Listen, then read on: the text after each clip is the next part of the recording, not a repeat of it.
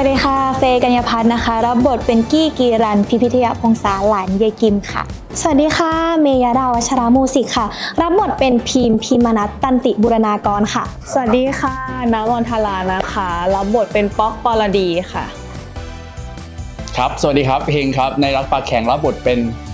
แทนฮะ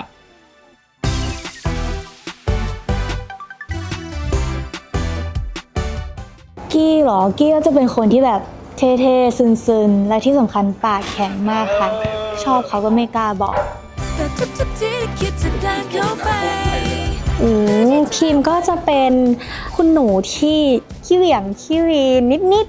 ๆมีความเอาแต่ใจตัวเองค่อนข้างสูงนิดนึงชัดเจนในความรู้สึกตัวเองค่ะเป็นคนที่สดใสร่าเริงค่ะก็นิสัยตัวละครย่อๆนะคะของป๊อกปรดีก็เป็นคนสวยค่ะรวยค่ะเก่งค่ะเพื่อนเนี่ยเยอะแต่ว่าเราเลือกคบเพื่อนเฉพาะที่เป็นแบบแรไอเทมอะไรอย่างเงี้ยค่ะก็คือจะคบกันอยู่2คนก็คือกี้ค่ะโดยรวมนะคะอุ้ยถ้ามี100นี่ให้1,000กับตัวละครป๊อกนี่เหมือนขายวิญญาณให้ตัวละครนี้เลยอะ คือเสียน้ำตาให้ตัวละครนี้เยอะมากคือตัวละครแทนมีหลายนิสัยมากครับอยู่ที่ว่าเขาอยู่กับใคร บางทีเขาก็พูดตรงมากบางทีเขาก็พูดอ้อมไปอ้อมมาบางทีบทจะจริงจังก็จริงจังมากบางทีไม่คิดอะไรก็ไม่คิดเลยครับสำหรับความหวังดีเป็นคนเดาทางยากแต่ว่าเป็นคนจริงใจแน่นอนครับได้ครับไม่เป็นไร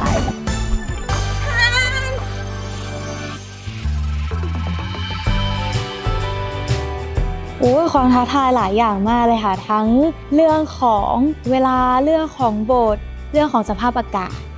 ค่ะอันนี้คุณทำตั้งนานความท้าทายสำหรับตัวเมย์มองว่ามันเป็นการที่เราจะต้องเล่นยังไงให้มันแตกต่างทั้ง3พาร์ทมัธยมมหาลัยแล้วก็วัยทำงานเช่นเวลาหึงเราจะหึงยังไงให้มันดูแตกต่างใช่อันนี้เมย์ว่ามันค่อนข้างที่จะยากมากในการที่เราจะต้องแยกทั้ง3อันให้ได้ค่ะใช่แบบว่าตอนเด็กหึงยังไงพอโตมาเราหึงอยู่แต่ว่าบางทีมันอาจจะยังเป็นเด็กเกินอาจจะต้องหึงมากขึ้นหรือโตไปก็ต้องหึงให้มันมีความแบบนิ่งขึ้นอะไรอย่างเงี้ยใช่ยากนี่ว่าจุดเด่นจุดขายคือความแบบคอมเมดี้ความน่ารักกุ๊กกิ๊กของตัวละครแล้วก็ความสัมพันธ์ไม่ว่าจะเป็นความสัมพันธ์ในเรื่องของความรักหรือว่าในแบบรูปแบบเพื่อนอะไรอย่างเงี้ยค่ะก็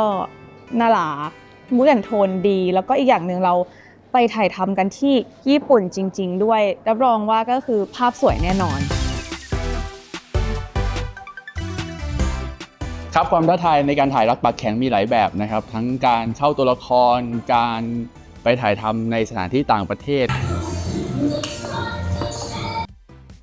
เขาเรียกว่าอะไรคือมันเป็นคำที่ผมไม่เคยพูดติดปากแต่ผมต้องมาพูดฮะในเรื่องนี้ครับใช่ครับเซอร์ไพรส์ฮะ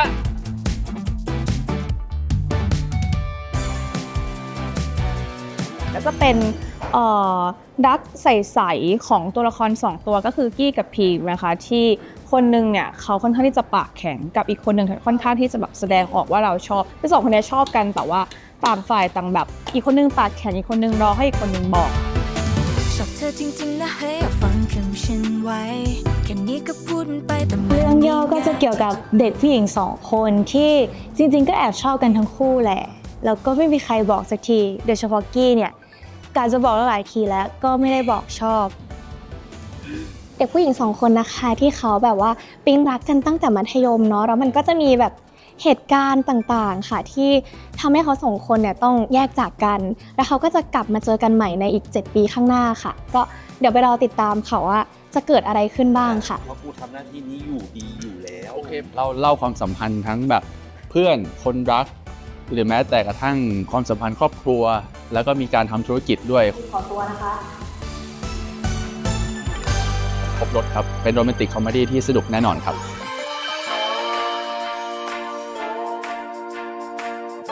จุดเด่นแน่นอนความตลกค่ะเพราะเป็นซีรีส์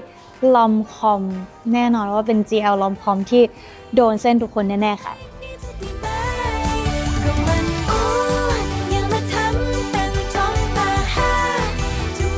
จุดเด่นของซีรีส์เรื่องนี้เมย์ว่าน่าจะเป็นเกี่ยวกับแบบการที่เราจะได้เห็นเรื่องราวความรักตั้งแต่วัยเด็กจนถึงวัยทำงานคือเราจะเล่าทั้งหมดแบบ3พาร์ทเลยก็คือพาร์ทมัธยมมหาลัยแล้วก็วัยทำงานก็จะได้เห็นความแตกต่างที่มันค่อยไต่ระดับขึ้นไปเรื่อยๆเราจะได้ที่สำคัญเรามีไปถ่ายที่ประเทศญี่ปุ่นด้วยค่ะก็ภาพสวยแน่นอนค่ะแต่ทุกๆที่ได้คิดจะเดินเข้าไปเพื่อได้จะระบายความรู้สึกนั้นว่าใจก็เริ่มสั่นๆฉันจะเริ่มวันปากดันแข็งขึ้นทุกทีอยู่ๆก็เกิดอาการจะให้ฉันทำอย่างไรบอกจะไปดีไหมดีก็ได้ไปถ่ายทำที่ประเทศญี่ปุ่นเมืองฟุกุโอกะค่ะก็เป็นการถ่ายทำที่แบบว่าเหนื่อยที่สุดเลยค่ะเพราะว่าต้องทำงานแข่งกับเวลาแล้วก็อีกอย่างหนึ่งกฎระเบียบที่ญี่ปุ่นเคร่งครัดมากๆเราก็ต้องปฏิบัติตามกันค่ะแล้วก็มีอะไรใหม่ๆให้ได้เจอเยอะค่ะออกไปดิ You teach me the language. แต่พอได้เห็นภาพเนี่ยโหคุ้มเหนื่อยหายเหนื่อยเลยค่ะก็หวังว่าทุกคนจะชอบเหมือนกันค่ะโหมีเวลาสัก2 ชั่วโมงไหมคะอยากจะเล่าเรื่องพาร์ทต่างประเทศมากคือประเทศญี่ปุ่นนะคะก็จะมีทั้งแบบกฎระเบียบในการถ่ายทำมีข้อจำกัดเนาะแล้วเราก็ต้องถ่ายทำบนพื้นฐานของกฎระเบียบแล้วก็ข้อจำกัดของเขาด้วยมันก็เลยจะมีความค่อนข้างที่จะแอบยากนิดนึงค่ะมีเวลาเทคเดียวเท่านั้นอะไรกูแค่ไม่ได้มีแค่เรื่องกฎมีเรื่องพวกแบบสภาพอากาศเพราะช่วงที่เราไปถ่ายเนี่ยมันเป็นช่วงที่ฝนตกค่ะก็คือเรียกได้ว่าต่อให้ฝนตกเราก็ยังต้องกางร่มถ่ายก็คือเหนื่อยมากๆแต่ก็เต็มที่มากๆทุกคนที่ได้ดูซีรีส์เรื่องนี้นะคะก็จะเห็นบรรยากาศที่ญี่ปุ่นที่แบบภาพออกมาแบบสวยแน่นอนอันนี้คอนเฟิร์ม1,000%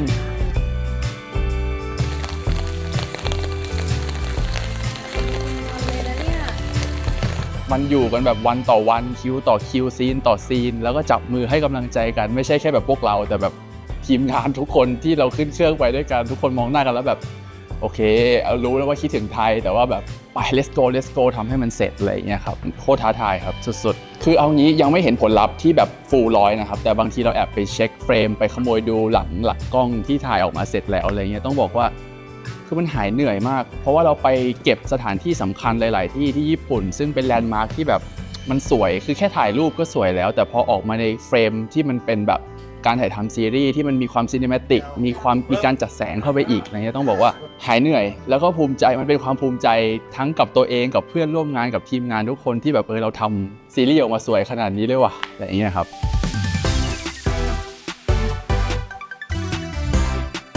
เมย์ก็มีความขี้อ้อนเหมือนพีมนิดๆแต่ว่าอาจจะไม่ทุกคนอาจจะไม่ค่อยได้เห็นเท่าไหร่แล้วก็ขี้วีนเหมือนกันแต่เป็นวีนคนละแบบวีนแบบพีมเขาก็จะยังมีความแบบน่ารักใช่ไหมแต่ถ้าเมย์วีนเนี่ย เขาจ้องอยู่เมย์วีนก็น่ารักเหมือนกัน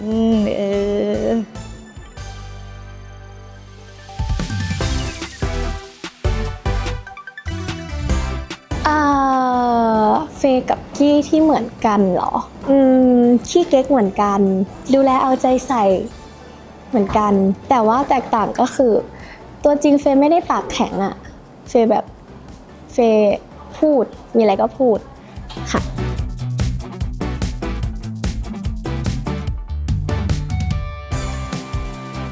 ชอบใจความแตกต่างเหรอเอาจริงคือแทนเขาจะมีความแบบเรียบร้อยพูดน้อยๆพูดฮะน่ารักฮะเอาจริงพี่เฮงก็เป็นคนน่ารักค่ะแต่ว่าพี่เฮงก็จะมีความแบบว่าขี้เล่นกว่านิดหน่อยอะไรแบบนั้นก็จะต่างกันตรงนี้แหละแต่โดยรวมก็น่ารักทั้งคู่ใช่ค่ะ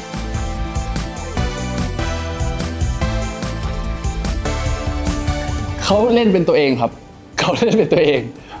จะพูดเรื่องจริงไงจะเล่นเป็นตัวเองเขาเป็นคนตลกครับเขาเป็นคนตลกมาตลอดแต่เรื่องนี้ที่เขาเพิ่มมาคือความน่ารักนะครับถ้าไม่มีป๊อกความสัมพันธ์ของทุกตัวจะไม่เดินแล้วก็เป็นสีสันสุดๆน่ารักครับป๊อกน่ารักครับเลยต้องบอกว่าน่ารักฮะ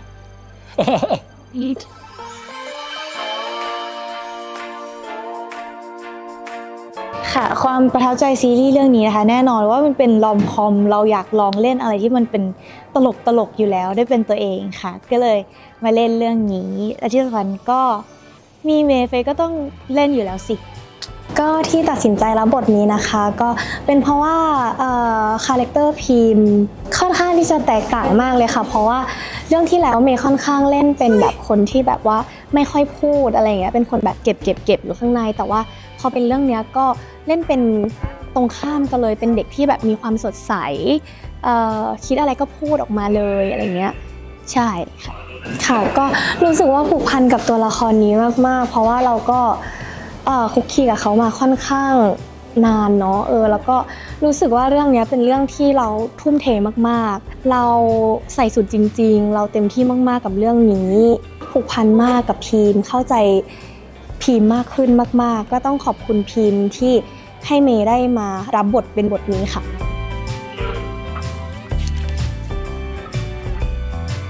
ตัวบทตัวละครป๊อกมันเป็นตัวละครที่แบบสร้างสีสันเนาะแล้วก็แบบมันน่าเล่นอ่ะมันมีอะไรหลายอย่างมากที่ทำให้เรารู้สึกว่าแบบตัวละครนี้ถ้าเราเล่นไปมันจะต้องสนุกแน่ๆแล้วก็ทุกคนที่ได้ดูจะต้องรักตัวละครนี้มากแน่ๆก็เลยตัดสินใจโอเคแล้วบทป๊อกค่ะคือผมพูดตรงๆเลยนะครับว่าซีรีส์ทุกเรื่องของ Idol Factory เนี่ยต้องมีผมฮะมีเฮงฮะด้วยความจริงใจเลยนะครับห้ามเรื่องไหนที่ไม่มีผมนะครับพูดไว้ตรงนี้เลยครับ ต่างไปเลยปกติผมจะได้รับบทที่ค่อนข้างจะแบบค่อยๆพูดคิดก่อนพูดอะไรต้องมีเหตุผลแล้วก็จะไม่ใช้คำว่าฮะแน่นอนแต่พอมาเป็นแทนผมต้องเปลี่ยนเป็นตัวละครที่แบบบางทีเราอย่าไปมีเหตุผลกับมันมาก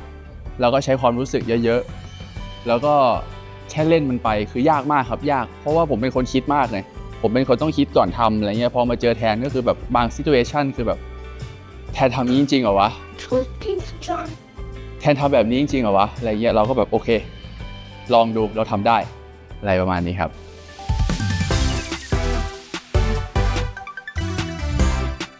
ก็เคยร่วมงานกับเมย์ค่ะพี่น้ำพี่เฮงแล้วก็เซอร์ไพรส์ค่ะก็ทุกคนเล่นได้แบบดีมากค่ะทุกคนเต็มที่แล้วก็รู้สึกว่าแต่ละคนเนี่ยจะมีเวตลกของตัวเองทำได้ดีมากค่ะ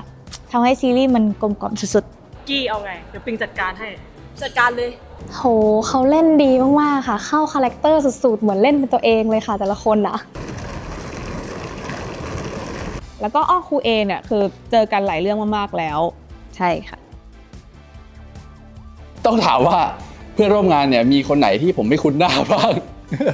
แต่ก็คือเพราะว่าเราถ่ายกันหลายเรื่องอย่างพี่น้ำที่เจอกันมานี่จะเข้าปีที่5เข้าไปแล้วแต่อาจจะมีหลายๆคนที่ผมไม่ได้เข้าซีนด้วยก็เสียดายเพราะว่าพาร์ทของแทนก็จะไปโผล่ที่ญี่ปุ่นซะส่วนใหญ่แต่ก็ดีใจมากครับดีใจสนุกครับ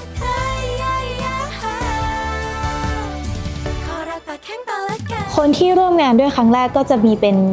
พี่น้ำหนึ่งพี่ไข่มุกเจนสัจจังค่ะก็รู้สึกแบบเหมือนเขาออกมาจากนิยายเลยคือคาแรคเตอร์ตรงสุดๆแล้วก็แต่ละคนคือคาแรคเตอร์ชัดค่ะสุดประทับใจมากค่ะตั้งใจนะคะน้องครั้งแรกที่เคยเหรอมีพี่แอปเปิลค่ะพี่วิกเตอร์แล้วก็คนที่รับบทเป็นพ่อก็คืออะตอมค่ะทุกคนเล่นดีนะเล่นดีมากๆเรายังอึ้งกับการแสดงเขาเลยว่าแบบเขาแบบรับส่งให้เราแบบดีมากๆเลยค่ะลุงครับ ไม่รู้สิคะพอดีพิงฝากแพรบอกไว้แค่นี้ค่ะ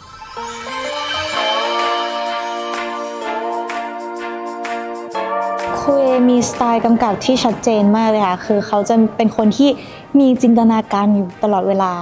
ต้องคอยดูเขาไว้เพราะว่าถ้าเขาว่างเนี่ยเขาก็จะเดินไปไหนไม่รู้เพื่อที่จะหาอะไรใหม่ๆใส่เข้ามานะคะก็คือดีค่ะดีมากชอบมากแล้วก็ยิ่งมุกตลกครูเอคือแบบโดนเส้นค่ะอันนี้คือบิวจำตอนที่อีเต้มาดีดกีตาร์กินเรื่องนี้ครูเอดูเอาสะใจอยู่หลายซีนนะคะทำไมไม่สั่งคัดคะครูเอเราต้องพยายามนะไม่ใช่นะเราไม่ได้คิดอย่างนั้นเราไม่เคยคิดแบบนั้นเลยนะมันก็จะไปมองแล้วเป็นอย่างนี้เราเลยนะ ครูเอเหรอโหพูดกี่วันดีเนี่ยครูเอเนี่ยครูเอก็ด้านแบบการสร้างซีนสวยๆที่แบบว่านี่ให้เลยจริงๆคือเขาจะชอบถ่ายมุมนั้นมุมนี้ในมุมที่แบบเราคาดไม่ถึงแล้วก็เป็นคนที่แบบว่าสร้างซีนเลิฟซีนหรือว่าสร้างซีนคอมเมดี้ตลกอะไรได้แบบว่าดีมาก ไอ้กี้มันถามว่าบอร์ดมันโอเคหรือยังทุกคนก็เลยชะโงกหน้ามาดูพอหัวหน้าห้องบอกว่า ครูเออะเป็นคนที่เขาจะมี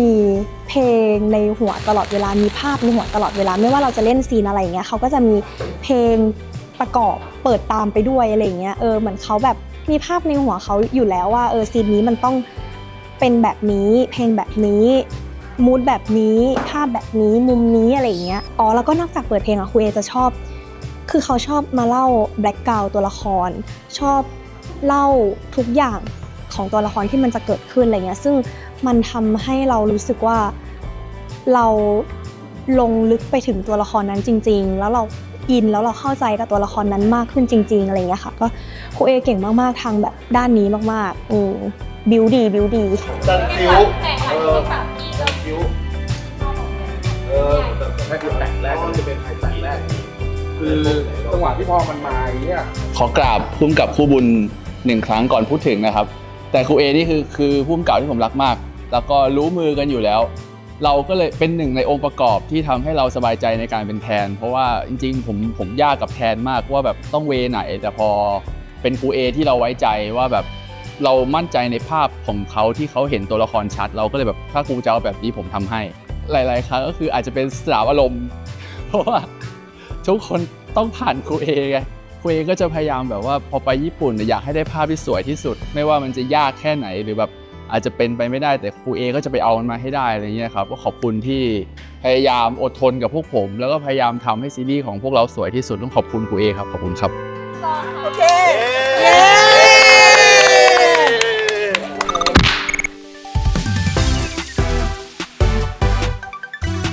ก็ครั้งแรกที่เล่นคอมเมดี้เต็มตัวค่ะรู้สึกว่ามันท้าทายมากๆด้วยความที่มันมี3ช่วงวัย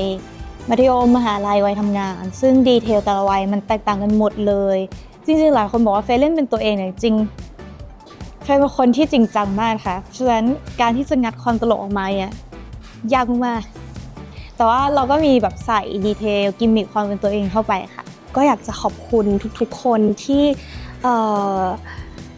จับมือกันแล้วก็พยายามทำให้เรื่องนี้มันออกมาดีที่สุดก็เข้าใจว่าพี่ๆทุกคนเหนื่อยนักแสดงทุกคนเหนื่อยทีมงานทุกคนเหนื่อยแต่ว่าทุกคนก็แบบพยายามทำมันออกมาให้ได้ดีอะไรอย่างเงี้ย ขอบคุณนะคะขอบคุณที่ร่วมทุกข์ร่วมสุขกันมาตลอดระยะเวลาเกือบ3 เดือนก็ขอบคุณพี่ๆแฟนคลับนะคะที่รอซีรีส์เรื่องนี้อยากจะบอกทุกคนว่าไม่ผิดหวังแน่นอน คือ appreciate ทีมงานทุกคนตั้งแต่ผู้กำกับนักแสดงทุกคนที่ทำซีรีส์เรื่องนี้ทีมงานเบื้องหลังอีดิเตอร์อะไรก็ตามนะครับขอบคุณที่ร่วมหัวจมท้ายด้วยกันโดยเฉพาะการไปญี่ปุ่นคราวนี้มันเหนื่อยมากๆอยากฝากจริงๆซีรีส์เรื่องนี้สนุกมากมีหลากหลายองค์ประกอบความสัมพันธ์ตัวละครความสัมพันธ์เพื่อนความสัมพันธ์แบบแฟนความสัมพันธ์ครอบครัวที่สำคัญคือตลกมากครับทุกคนห้ามพลาดเด็ดขาดทุกคนจะได้เห็นความตลกที่แบบอาจจะไม่เคยเห็นก็ขอบคุณที่ทุกคนทำให้รักปากแข่งมันสมบูรณ์แบบที่สุดค่ะก็คือถ้าขาดคนใดคนหนึ่งหรือว่าทีมใดทีมหนึ่งมันก็คงไม่เป็นรักปากแข่งค่ะผมมั่นใจว่าทุกคนจะชอบขอลองเปิดใจดูครับลองเปิดใจดูเชื่อว่าทุกคนจะโดนความน่ารักของเปเมเพลงน้ำและตัวละครทุกคนตกแน่นอนครับฝากรักปากแข่งไว้ด้วยนะครับค่ะออนวันแรกวันที่8 สิงหาทางช่อง Workpoint นะคะฝากด้วยค่ะบ๊ายบายแล้วก็อยากจะฝากทุกคนนะคะซีรีส์เรื่องรักปากแข็งจะออนแอร์วันแรกวันที่8 สิงหาคมทางช่อง Workpoint หมายเลข23ค่ะทุกวันศุกร์เวลา 20:30 หรือว่ารับชมย้อนหลังผ่านทาง YouTube Idol Factory ค่ะขอบคุณทุกคนนะคะเราไปเจอกันในซีรีส์รักปากแข็ง Somewhere Somehow ค่ะบ๊ายบายขอรักปากแข็งต่อละกัน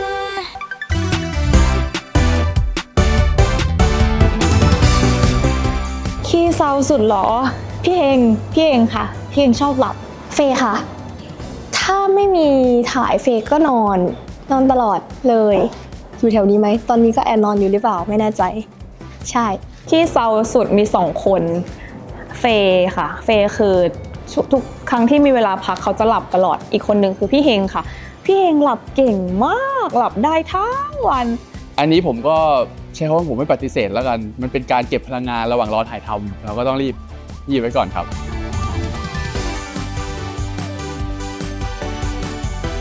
ใครกินเก่งสุดก็ต้องพี่เฮงค่ะเพราะพี่เฮงเป็นผู้ชายพี่เฮงกินเยอะมากโยนไปเลย กินเก่งเฟย์ค่ะ เพราะว่าเฟย์อะถ่ายเยอะแล้วเฟย์ก็กินเยอะกินข้าววันละ2 จาน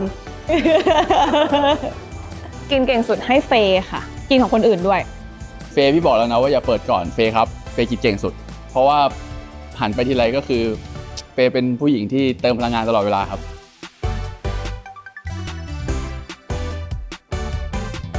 energy เยอะสุดคู่ขวัญเขาเลยค่ะ พี่น้ำค่ะทั้งวันไม่หยุดไม่หย่อน นี่ขอเวลาส่วนตัวแป๊บนึงนะพี่น้ำ พี่น้ำค่ะ energy เยอะที่สุด แล้วก็เป็นคนคอยบูต energy ทุกคนด้วย โหนี่ค่ะ อยู่ตรงหน้าทุกคนแล้วค่ะ energy เยอะมาก นี่ให้พี่น้ำนี่ไม่เคยเห็นพี่น้ำเหนื่อยหรือไม่เคยเห็นพี่น้ำแบบยมอะไรก็ตามพอถ่ายเสร็จออกมาพักก็คือเปิด TikTok เต้นเปิดคลิปเต้นอยู่กับพี่ๆมาตินพี่ภูมินะฮะก็เต้นกันสนุกครับ energy เยอะสุดๆ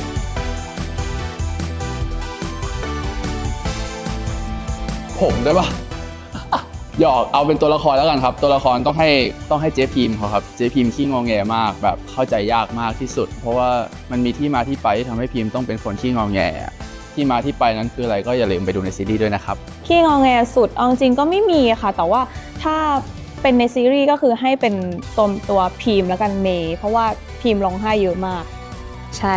เป็นเฟย์กับเมย์ละกัน เพราะว่าบางทีแบบเราเหนื่อยเราก็จะแบบงอแงใส่คนอื่นอะไรเงี้ย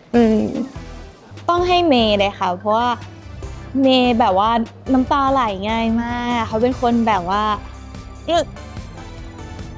ไอ้เต้าอ่ะ แต่ไม่เป็นไรเพราะเซป๊อปเอง ขอรักตาแข้งตาละกัน